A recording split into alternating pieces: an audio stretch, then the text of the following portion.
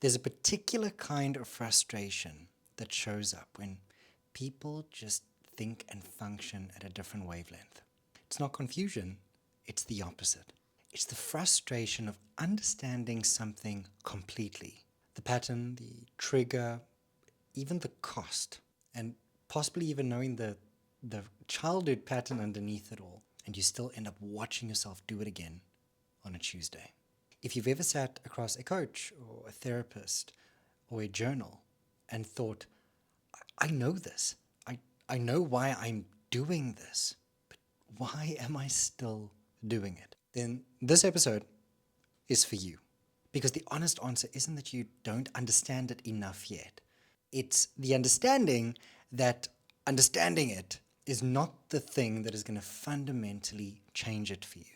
Quick one for anyone new here. My name is Nick von Pitt. I'm a strategic advisor working with founders, executives, high-performing individuals who are navigating complexity, pressure, and transition. My role is to bring trusted judgment, honest reflection, and strategic clarity so that they can make better decisions, strengthen their relationships, and stay connected to themselves whilst carrying significant responsibility. High performers are usually the last people to be told this because everything in their life has rewarded the opposite belief. More insight always meant more control. Read the book, take the course, get the framework, apply the discipline or the new strategy. And it's worked. It's worked in business. It's worked with an effective strategy that's been implemented. So when that same process doesn't work on an internal pattern, the overworking, the shutting down after conflict, the inability to actually receive success and that feeling of fulfillment and significance once it arrives, the natural conclusion is that you simply have not understood it enough. What ends up happening is you end up looking for a better explanation. And that search is the trap, because again, you are seeking more knowledge. And it's not because the insight or the knowledge is worthless per se. It's because insight and behavior live in two different parts of you. And they were never really wired to talk to each other quickly. So essentially, in effect, you've got two separate record-keeping systems running inside of you. One keeps the story, a chronological account of your life that you can speak out loud. And the other essentially keeps the pattern. So think of it as an automatic sequence your body runs the instant it senses something familiar. So the story system is articulate and slow, and the pattern system is mute and instant. And under any real pressure, the mute one wins every time before the articulate one has even finished loading. So it isn't a failure of insight, it's a mismatch of speed. And that's an interesting way to look at it. So essentially, the greater the pressure, the wider that gap becomes. The part of you that understands ends up getting slower. And the part of you that protects, well, that gets faster. And that gets called upon more and more as the pressure rises. And here's the interesting part. That's why in life, whenever it's spacious and it's easy, this pattern doesn't arise. It shows up the moment your capacity begins to thin. When the stakes are high and you don't have time to think yourself out of a rock and a hard place.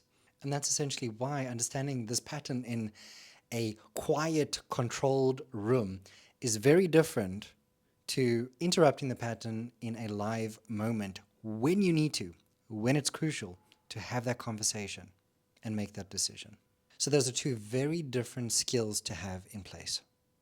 Again, awareness is really important, understanding and seeing all these patterns. But when you understand that there's two systems that are running and they are triggered by different mechanics, it then begins to make sense like why you may struggle in those moments. It's like when you say to yourself, I've done the work, I understand this, I know this intellectually, but the body and your system just functions differently and does whatever it needs to do to survive.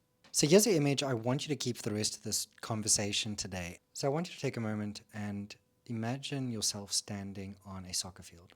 You can smell the grass, The lines have been freshly sprayed. You can see the goals on both sides. Maybe you've got teammates in the field in this case as well. You can see the opposing side. You can see your team. You've got a clear understanding of what's expected of you. You know what the attacking plays are. You know the defensive plays. You know your role and part to the T. Now, before the game started, you were sitting with a coach and you were strategizing, and you got your ones and zeros in place. You know where John's going and where Fred's going and where you're having to stand and what to do when this is happening and when there's pressure. You have a clear understanding of the fundamentals. It makes sense strategically, it ticks all the boxes. So consciously, you are on board. The game starts to take on its own rhythm, and there's an ebb and flow to it, and there's momentum, and there are variables, and you're also getting tired. And instead of your head being up and you're noticing different opportunities and plays, your head essentially begins to drop because you're tiring, and you notice that you start doing some of the things that you would normally do in a standard game, which might not align with the strategy of this specific game. And it's not because you don't know what to do. You're firstly fatigued, you're under pressure, you're under the crunch, you're needing to deliver, but you've also been on that field how many times? You know there are certain parts of the ground that slant inwards, and you've run certain parts of that pitch so many times that you know exactly where to step, how the ball's going to land. There's a sixth sense to it because you've run that process and that pattern over and over and over again. And you've done it so often that you don't even have to think about it anymore. That certain run that you make, that certain decision that you make habitually now, and it's instant.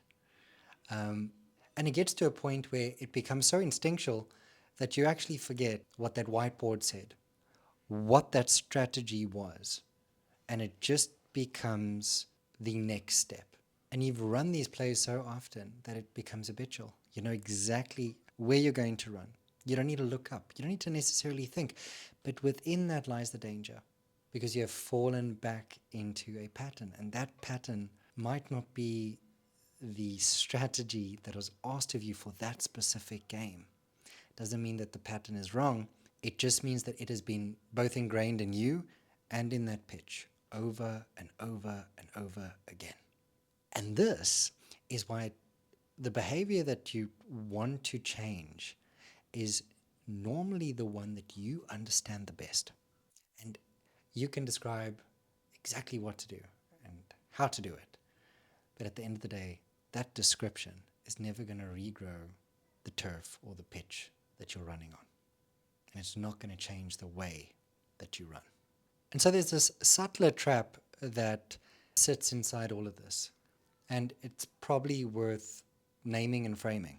Therapy, coaching, journaling, introspection, books, podcasts, courses, the late night self analysis, it ends up quietly stalling at the level of a better explanation. And it no longer ends up benefiting you because it's just a better understanding. And at one point, understanding was important, awareness was important, but it's not changing the behavior as you thought it would. And so the pattern is you end up leaving with a sharper story that's more refined. You have a clearer name for the pattern.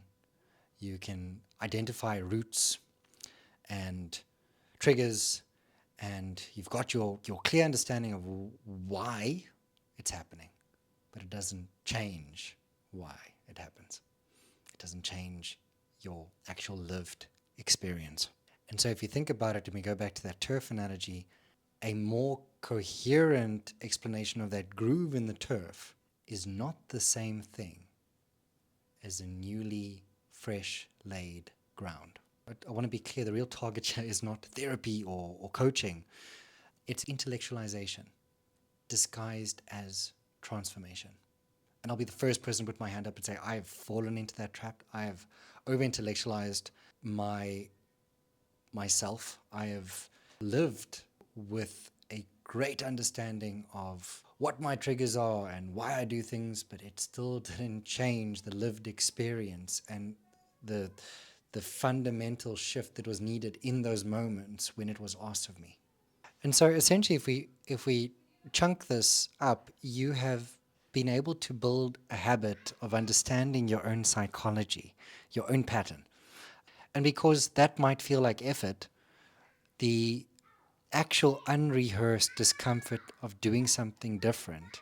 And so that very understandable habit of becoming a genuine expert of psychology of your own pattern ends up feeling like a lot of effort, while the thing is the unrehearsed discomfort of doing something different in the moment, it matters, ends up going untouched.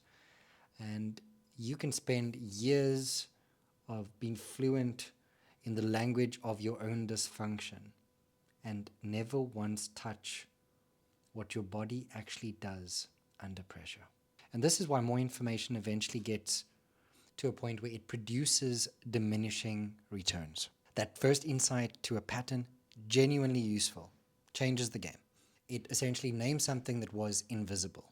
The 10th insight to the same pattern, well, you've got to question yourself. If nothing changes, nothing changes. It's just a refinement on top of something you essentially already knew. And I think there's a distinction that's worth holding on to here, because most people might want to collapse three different ideas into one. Insight is being able to see the pattern, or you can see it as awareness, inner sight. You can describe it, you can trace its origin, explain it exactly why it happens. Then we get something called interruption, which is being able to notice it while it's actually happening. So there's awareness of the happening of that pattern as it's happening in real time. And you're able to catch the moment where it's been relived. And maybe it's worthwhile noting that before that groove that you would fall into on the pitch ends up taking over. So you're not falling into it, you're noticing you're going into that groove. It's a pathway that's well established. You're able to interrupt it. And then we move into the next phase, which we can call integration, which is you're able to fundamentally make a different decision in that moment when you need it most. So the pattern is interrupted. You make a conscious decision to take a different action. And so I love coming back to this reactivity to response ability, the ability to respond and choose a different path, create a different groove on your turf. And this is where most people get stuck, and this was the trap that I was in. I mistaked insight and intellectualizing whatever I'm circumnavigating for integration. I thought that was the work that everyone talks about. And they've done the first one thoroughly and assume that third one should essentially follow suit. It was the same thing. But it doesn't work like that. Each stage is required. It's not just jump from, oh, I see this, to I'm noticing when it's coming up, to I'm choosing differently. That is a process in and of itself. A new pattern needs enough awareness to notice the old groove as it activates. So enough capacity to stay present in the moment instead of collapsing into it again and again, or even fleeing from it. And there needs to be a small enough new action that your system can survive this new experience without immediately retreating into what feels familiar. And that last part is really important because most people want to take this massive action to create a massive immediate set of results. But your body is going to want to move back to baseline. It's going to want to regulate back to a state and a space where each feels safe and in control and certain. So the system does not just update when it sees something new. It ends up updating when that feared consequence doesn't arrive. Take something as simple as setting a boundary with someone that you've never set a boundary with before. You might end up bracing for this fractured relationship that will take place, but then it doesn't happen. Or just the simple act of asking for help instead of having to quietly manage something by yourself. And in that space, finding dignity within yourself versus collapsing into shame.